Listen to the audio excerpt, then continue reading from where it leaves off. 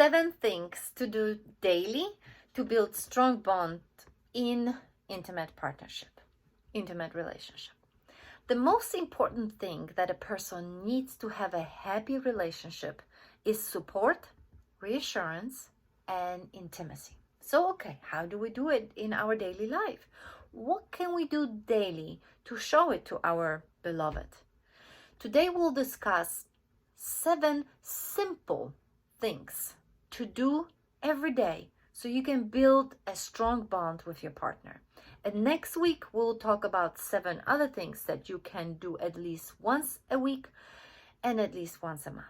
Hi, this is Ella from joyfulnewlife.com. As you know, I experienced a series of losses that led to my spiritual awakening, inner child healing, dark night of a soul journey, studying psychology, spirituality, healing, and personal development. It is my mission to help you find love, joy, empowerment, and liberation, even in the hardest and darkest of circumstances. So, today's subject. Creating a bond in your romantic relationship requires more effort than any other relationship. The bond with your parents, for example, and sibling, it's already been built for almost like 2 decades before we leave home. And sometimes that bond is very strong and we stay in touch in each other's lives for the rest of our lives. Sometimes we drift apart from our original family. We don't agree about some things. We move away. We have different lives. Sometimes people completely cut off their original family and want nothing to do with them. Then there are our children. It is much easier to have a strong bond with our children because it is natural. They depend on us. They need our guidance. And majority of us love our kids unconditionally. We love them through trials and challenges, regardless of disappointments and pain that they cause us. The bond with our friends depends on the quality of our friendship. Friends come and go. Some stay and some are very brief. And then there is an intimate partnership. This one is a tough one. Being in a relationship with anyone requires work, and being in intimate relationship is no difference, but we are forgetting about it. Once we settle into our relationship, we forget that it still requires work. However, a happy relationship should not be a hard work.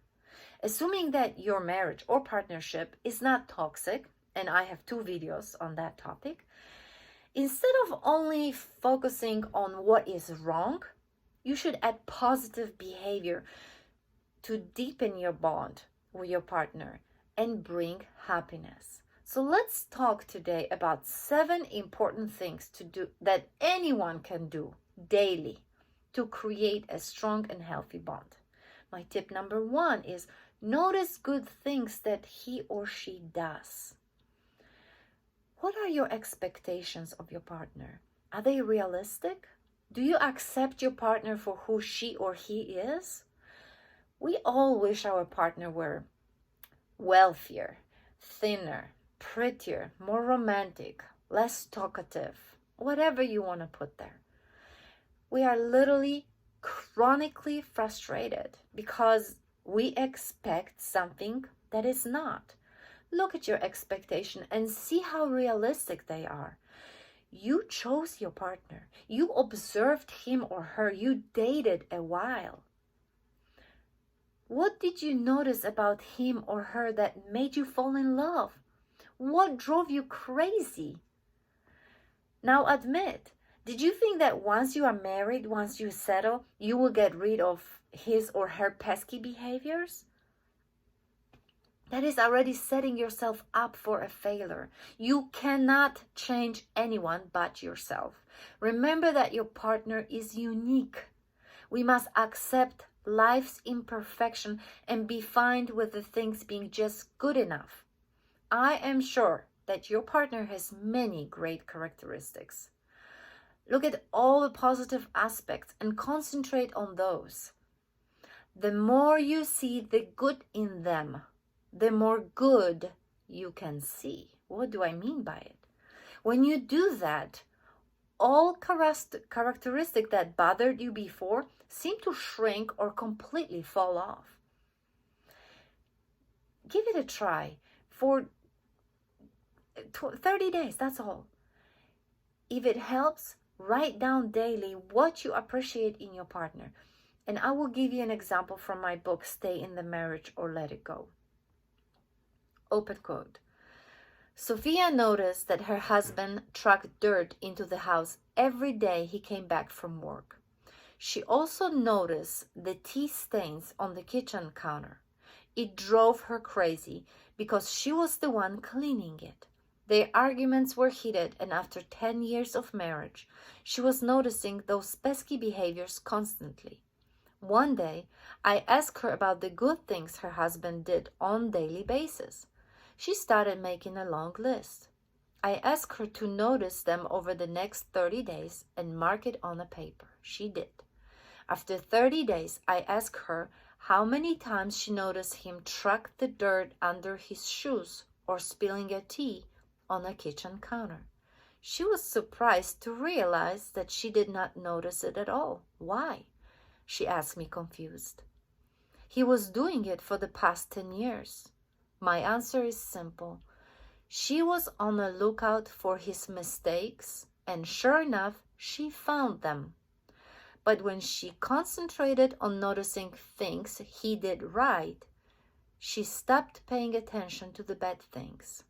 They no longer meant such a big deal because he was doing so many little good things.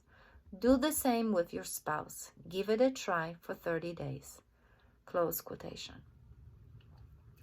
My second tip is find something to laugh about together, not about other people. Something like comedy, movie, joke, tickling, childish, silly things. Laughing is a medicine, so laugh a lot as your spiritual happiness medicine. Laugh together. Yes, life is hard.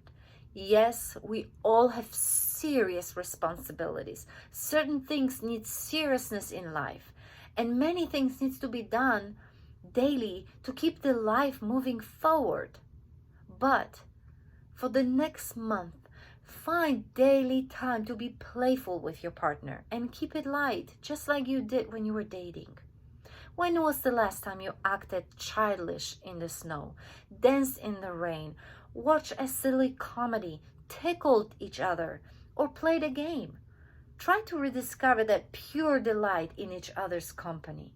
My husband and I had a period of time when we would watch about 10 minutes long stand-up comedians. If he found anything new, he would share it with me. If I received a funny text, I would forward it to him. And my mom receives very funny cartoons from her sister, and she shares it with her husband, with other people. Your Facebook friends send something funny every single day. Check funny cats, funny dogs, Walmart people on YouTube. If you drop something, laugh at yourself with your family. Look for sources of laughter and do it together with your partner, because you will laugh twice as hard and twice as long. My third tip is show kindness by doing small gestures. Are you kind to your partner? How do you answer the phone when they call you? Would you answer it the same way if someone else called? Are you doing small gestures often?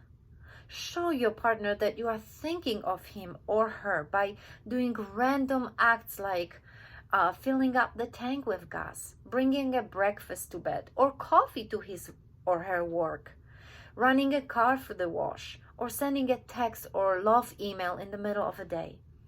In my previous relationship, my boyfriend would put a pillow behind my back to make sure I was comfortable and had proper support. Little things like this. You can wake up in the morning to make them the fresh coffee or tea. Bring them blanket in the evening when they are sitting outside. The list of kind things is endless. Do to others how you would have it done unto you. Accumulation of those small gestures counts more than one grand gesture that is infrequent. And be thoughtful, and even in rough times that you are going through, try to consider your partner and what will make him or her happy. When they are happy, you'll be happy too. Do not wait for them to make the first gesture and count who did more. When you notice that you are the only one that does small acts of kindness without receiving anything back, that is the time that you need to talk to your partner. My fourth tip, touch. Touch is essential. Touch lights up the emotional regions of the brain and give pleasure when the person is stroked or touched in an unharmful way. When humans come in close contact with one another, even in minor ways, even when it's a stranger just touching each other, the hormone oxytocin is released. This hormone responds to nerve stimulation by activating a feeling of well-being and stress relief. It also helps individuals let their defenses down and open up to the possibilities of trusting another person. Fetus is known to respond to vibration of touch already in the 26th week of pregnancy. Babies need touch for survival, and that need for touch doesn't just wind down with age. Human touch is important to the personal development of people. Closeness and human contact not only offer affection, but also respect. Human touch help us feel connected, acknowledged, and valued. We rely on human touch for survival and overall well-being. Have you noticed that when touching other people's skins, you think that the other person's forearm is smoother and softer than your own, regardless if it's true or not? Studies show that individuals are found to derive pleasure from giving touch as much as from receiving it. And so what can you do with your partner? Hold hands, snuggle up on the couch, caressing a back, forearm, keeping hand on the thighs, running your hand through the hair, putting the wild strand of hair behind the ear, giving a quick kiss, hello or goodbye. These are very needed physical connection. If you do not receive enough of it, talk to your partner about those needs. And if you do not need or want to be touched, you need to tell your partner about it as well. However, keep in mind, if both of you are not agreeing on the same amount of physical closeness, it will affect the very foundation of your relationship. Women tend to be physically closer to kids, so they can get their share of feeling good touch from their children. Men are often receiving less hugs or pats on the back. However, they need it as much as women. So incorporate those simple moments of human touch. Nothing sexual, although that counts too. Tip number 5, talk for 10 minutes about your partner. I call it a 10-minute rule. That's 10 minutes a day to connect with your spouse, with your girlfriend, boyfriend, your partner. You think you talk to your partner all the time, but what are you talking about? Is it what is wrong in your relationship, about work, family, household issue, plans maybe for the family? You talk about kids, you talk about paying bills, and you talk about other people. Talk about anything other than those things. Your 10 minutes a day should be to get to know your partner's life stream, the stressors, values, or friends. Remember that we are all growing, evolving, and changing. So stay on the top of each other's journey and keep on learning things from and about each other. There are millions of topics that you can discuss. 10 minutes is not that long. You'll be surprised how those minutes can turn into a week-long discussion about an interesting topic. My husband and I were talking about his dreams of running a fuel-efficient heating factory. or creating self-sufficient source of power. These were foreign topics for me, but his face would lit up each time. He would draw pictures to explain to me the process he sees in his imagination. He would listen to me talking about spirituality and psychology and see my face lit up. We both learned a lot from each other about the topics that we were not interested in before, or we had no idea that existed. But we knew they were important. We dreamt together. My book is a manifestation of one of those things that I discuss with him. And it all starts with just 10 minutes a day with your partner. My tip number 6 is communicate to understand. Make sure he or she understands what you mean too, of course. Learn how to communicate in a healthy way. I have learned it from my mentor, Tony Robbins. He said that it is more important to make sure you understand what others are telling you than to be understood. And Saint Francis wrote the same in his prayer that became a known song. Do not just assume that you know exactly what your partner needs. Check in to see what he or she needs from you. Also, tell your partner what you need. No one is a psychic to read other people's mind and know what we think or want at all times. Check in regularly to see what is stressing your partner at that moment. Ask if there is anything that you can do to help. And when you fight, fight fair with no name calling, no cussing, no shaming other side, and no bringing up every single problem to the table from like a long time ago. Instead, focus on one problem on hand. Respectfully listen to what the partner has to say before jumping in with what you need to say.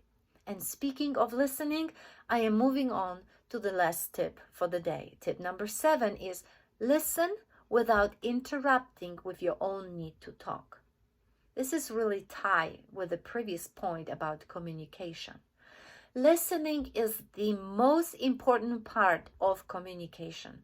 Have you wondered why we humans have 2 ears and only 1 mouth? It's for a good reason. To do twice as much listening as speaking. You can play this easy game when you're not used to it yet. Used to listening effectively. I have learned it from my boyfriend. You can toss a ball or other object to each other. I have a wooden kitchen spool that I call a talking stick. And whoever holds the object speaks and the other one listens at that time. Then you toss or pass the object to your partner. And it is his or her time to speak. And you must listen effectively. Do not just hear the other person. Listen well and observe the body language. Always ask to lower the tone when the voices are escalating.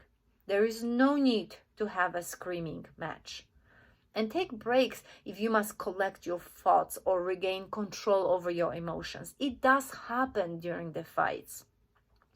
And when your partner is speaking, don't think what you are about to say. Just listen and then speak. There will be a separate video on how to listen instead of hearing other person. So that is all for today. If you feel that this video is helpful, give me the thumbs up, share this video, and subscribe so you will receive a notification for the next video to come. And next week we'll talk about 7 things to do at least once a week or at least once a month to build a stronger bond with your partner. If you're interested in my book, workbook, apply to program, or to learn more, go to joyfulnewlife.com. I believe there is a free class there. This is Ella Badura. Thank you so much for your time, and I will see you soon. Bye.